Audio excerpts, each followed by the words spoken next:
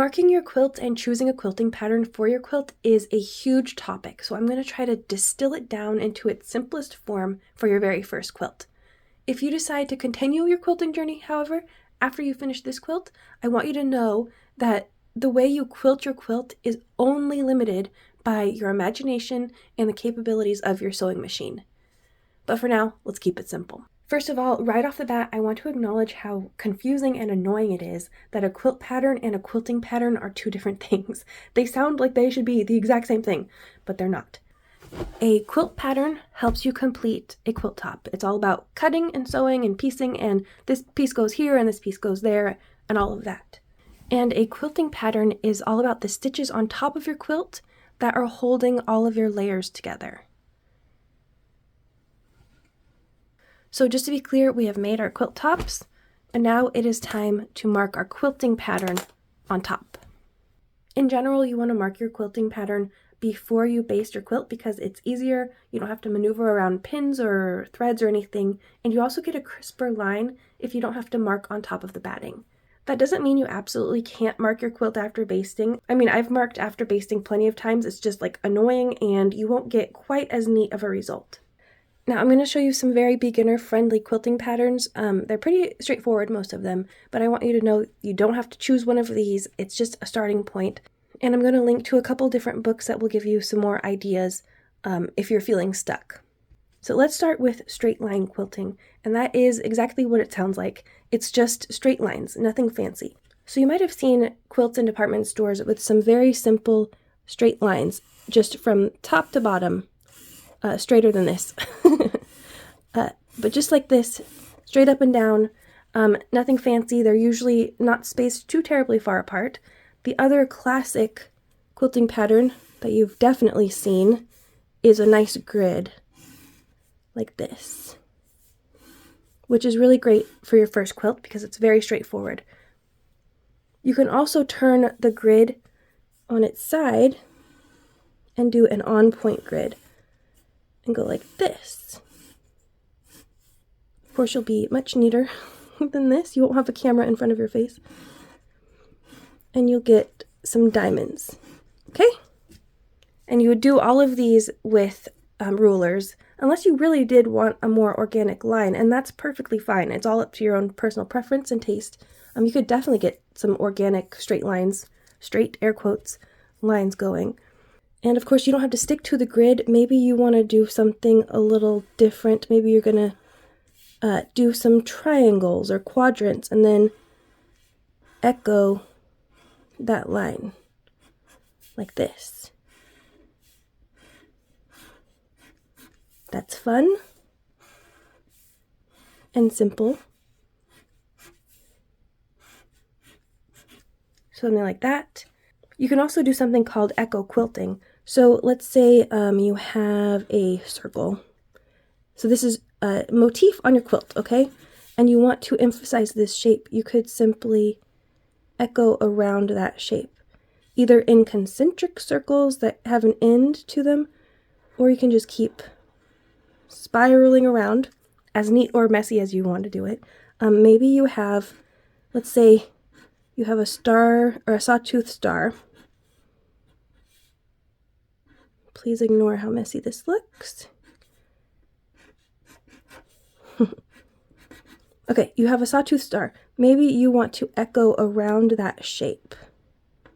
These are all straight lines, although each time you hit a corner and you have to pivot, you are going to have to turn your quilt. So you want to keep that in mind. But it can be a really great way to emphasize the shapes that are in your quilt. It would look a lot better than this. But it would be a great way to emphasize the shapes that are inside your quilt, and it also takes a little bit of pressure off of you because you don't have to mark out those shapes. They already exist in your quilt. So you can just follow those lines at like maybe a 1/4 inch distance, maybe more, whatever you want. I personally really like echo quilting because it's much faster to get going. You don't have to do as much marking, and you don't have to conjure patterns out of your head. They're right there in your quilt, and you just follow along. Another quilting design that is a little bit similar to echo quilting is something called stitching in the ditch.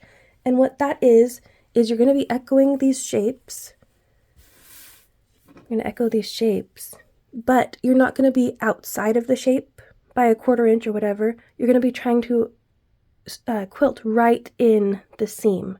So essentially, your stitches will be invisible, in theory, but stitching in the ditch is a little bit harder than it sounds. Every time I've tried it, I always get stitches that sort of pop out of the shape and become apparent and not quite as invisible. There is something called a stitch in the ditch foot that can make it easier. I've never used one, but I think there are people who definitely swear by them, especially if they're very big fans of stitching in the ditch. But that's another option if you don't want to mark too much and you just want to follow the shapes in your quilt. I also like to do some very loose free-form waves, and they don't necessarily have to all curve the same way. Maybe you want to switch it up a little bit here and there. Whatever you like, just something real loose and organic. For some, this might be a really fun and sort of carefree way to quilt. For others, it might make them lose their minds at the loss of structure. It's definitely not for everyone, not for people who like neat, crisp, predictable lines, but definitely for people who maybe like to sit down and explore the process. So maybe you want to do curves, so throw some curves in there. If you were marking this, you might be super precise, and each curve was, I don't know, 1 inch or 2 across, and they'd all be predictably curved and echo out. But I like the idea of some really unpredictable lines. They definitely follow a pattern, but not quite how you would imagine them. You just sort of have fun at your machine and see what comes out. Now let's talk about quilting density real quick. So these are both very simple grids, but this one is quilted much more densely. So the lines are much closer together, and this one is much more loosely quilted. There are 2 pretty big differences between these 2 grids. So the more densely you quilt, the closer your quilting lines are together, the stiffer your quilt is going to be. It's not going to drape as much. And also, it's going to take a lot more time and a lot more thread. Whereas when you have a loosely quilted quilt, it's going to be a little bit more drapey, a little bit more cozy, and it won't take as long or as much thread to finish it. So you'll want to pay attention to that when you're picking out your quilting patterns. But you also want to always keep in mind the recommended quilting distance that's marked on your batting. So it can be 4, 8, 10 inches apart. If your batting doesn't have a recommendation, remember we're going to play it safe and we're going to do 4 inches apart. The last quilting method I want to mention is free motion quilting, and there is definitely a learning curve to this method, but I don't want that to stop you if you're interested. But I also know that I am far from proficient at this style, so I can't really help you here. So I recommend you look up Angela Walters. She's a very well-known free motion quilter, and I think she would be a good guide if you want to go forward with free motion quilting. So basically, when you're free motion quilting, your needle stays down and you move your fabric around and it creates a pattern. That's not what I'm doing here, but it's generally what you're doing.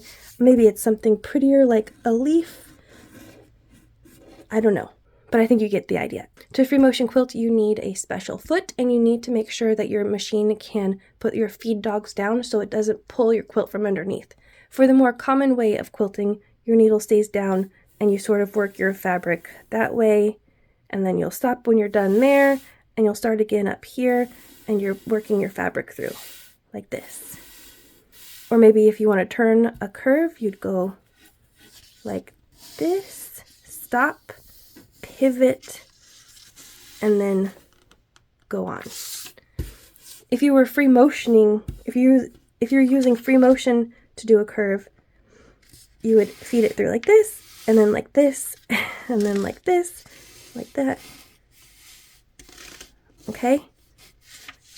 But if you wanted to do the same thing with regular quilting, you would go like that, turn, that, turn, that, turn, and so on until you've completed your design.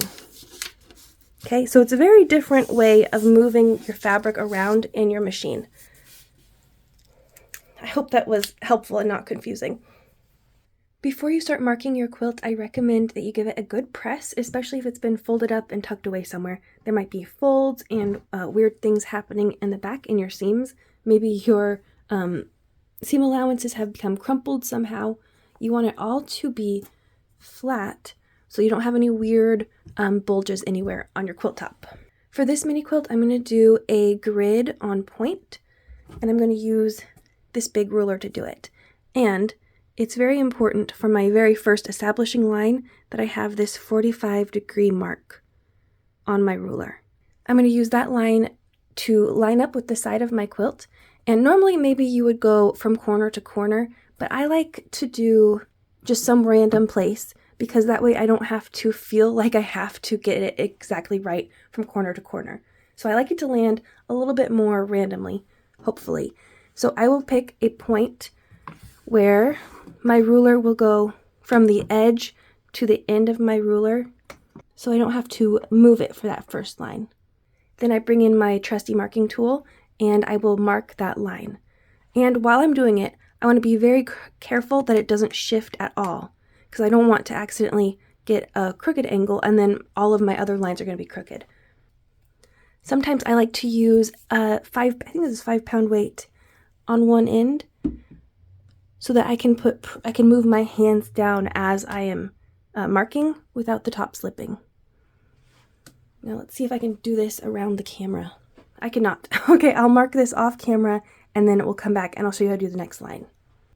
Okay, so there is my first line. And I like to call it my guide line because that's the line that I'm going to base all of my other lines off of. On camera, you can just barely see the line that goes through this pumpkin, but I can see it fine with my naked eye, so I think I don't need to worry about that and I can move on. Using my guideline as reference, I'm going to measure 4 inches away, okay? So I'm going to line up my 4-inch mark with that guideline, like so, and then I'm going to bump my ruler up. You see the corner? I want that to go over the edge of the quilt, like so. Need to move this again. And you can see I'm not using that 45-degree angle. I'm just trying to match up my guideline. So as you can see for this next line, the ruler doesn't go all the way to the edge of the quilt. So I could do 2 things. I could bring in another ruler and butt that up perfectly so that that join is flush and I can continue the line that way. Or I can make my line, stop here, and then scoot my ruler down, this long ruler down to finish that line. And that's what I'm going to do. So when you scoot, I want you to be paying attention to where the guideline lines up on your ruler and also where the line that you just marked lines up on your ruler. Because you don't want to accidentally narrow the 2 lines together or make them wider apart. So you want to make sure that they stay consistent. So I'll go ahead and do that line too. Okay, so there's my first line, my guideline, and here's my second line, 4 inches apart all the way from edge to edge. So I would just continue filling in the unmarked spot in the same way, going this way, and then when I finished that corner, I would turn it around and finish filling in this corner down here. All in the same way, using each previous line as a guide. Okay, so I have finished marking all of the lines that go from the top left down to the bottom right, and I'm ready to do the opposite side now, from the right down towards the left. So here I have my ruler in place, my 45-degree line is on the edge of the quilt, and you can see that the lines that I marked are matching up 4 inches apart. So everything looks really good, so I'm going to make my next guideline right here. And there is my new guideline going in the opposite direction, and I'm just going to continue filling in these lines, these measurements, 4 inches apart, going the other way, just as I did for the first half of this marking process.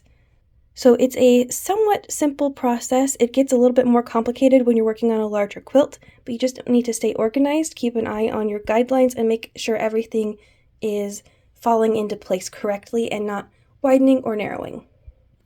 I should also mention that as you're marking your next set of lines, you're going to be lining up with your previous line on the 4-inch line, but you can also look at the lines going perpendicular and make sure that they line up on whichever line they fall on, 4 inches apart, okay? So that's a good way to stay on pattern and not get anything askew. If you've finished marking up your quilt and you find that you got off somewhere and something's not quite as straight as you had hoped, or maybe the pattern didn't transfer completely 100% correctly. Do not beat yourself up about it. Remember, we are not looking for perfection here. We're just trying to finish a quilt. And we don't care if it is perfect or not. We just want it to be finished. So in this case, close enough is good enough, and we can move on to the next step. For this mini quilt, I'm going to combine some echo quilting and some straight line quilting. So for each of these, I've been calling them ribbons that go up and across. Each of those ribbons, I'm going to echo the shape of the ribbon all the way from the top to the bottom and from side to side, like that. So there will be some overlapping going on in these squares where the ribbons overlap, and no overlapping in these 4 squares in the middle. Then, after I've echoed those ribbons on the inside, I'm going to echo around the entire shape, all the way around on the outside. And each echo line is probably going to be, I would say, less than 1/4 inch, maybe 1/8 of an inch, on the inside of each shape and on the outside of all of it. And since I can just follow the seams for my echo, I'm not going to mark anything for that part. But I did mark a little over 1/4 of an inch into the shape here, because when I'm echo quilting, I can stop at that line and pivot and then turn and go up this way. These points here they're a little harder to mark, but they're pretty easy to eyeball. So I'll just eyeball when to stop here, and then I can go back down. So when I do this shape, I'll go up and then down, pivot at the line, go up and down. And then for the background of the mini quilt, I'm going to go just a straight line from the middle of this shape up, straight line from the middle up, and on like that. I'm a little undecided on how I'm going to mark my corners though. So if I were to measure these 2 lines, they'd be 2 inches apart. So I thought I would continue 2 inches here and then aim for down here and then go like this all the way along 2 inches apart to fill in this corner and sort of pivot my lines. But I think I like how I have it marked over here. Instead of 2 inches, it's every 4 inches.